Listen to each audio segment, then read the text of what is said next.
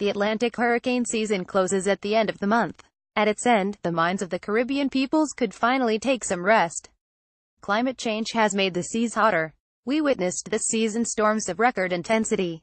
Irma reached Category 5 strength. Its maximum sustained winds peaked at 185 miles per hour and remained there for a record 37 consecutive hours. Maria reached Category 5 intensity in record time, nearly overnight. These storms left catastrophic damage in Dominica, Puerto Rico, the Virgin Islands, Barbuda, the Turks and Caicos Islands and Ragged Island. The Caribbean is familiar with hurricanes. We are in a hurricane zone. What was different this year was storm intensity and their destructive power. Places where the people of our region lived were so damaged that normal life will not be possible there for some time. Tens of billions of dollars will have to be spent across the Caribbean in order to rebuild. It is unclear how these funds will be raised. The colonies have masters to beg. The independent ones will have to figure it out.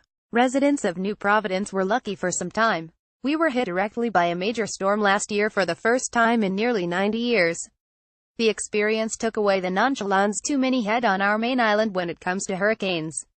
Most Bahamians now realize that it is possible for any of our islands to take a direct hit. Across the region we must plan differently to meet the threat. Hurricanes in the age of climate change are existential threats to small island states. Ad hoc responses are insufficient. Our policymakers should prepare for how we would handle the worst-case scenario. What if a Category 5 storm hit New Providence and Grand Bahama? What would we do before its arrival? What would we do after? The Prime Minister promised to examine these issues after seeing the devastation of the 2017 superstorms. We hope he is serious about that pledge. The one thing we should not do is expect rich countries to save us. The United States has had to deal with Harvey, Irma and Maria either on the mainland or on its territories. The British, French and Dutch have Caribbean colonies too that were devastated by storms. They have had to scramble to give aid. The US and Europeans were criticized for their responses. In the future, when their territories are under threat the same time as us, they would only have limited capacity to help.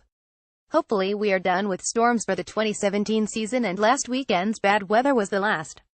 We should use the time between now and next season to be ready for the worst. Being prepared is the best defense against storms.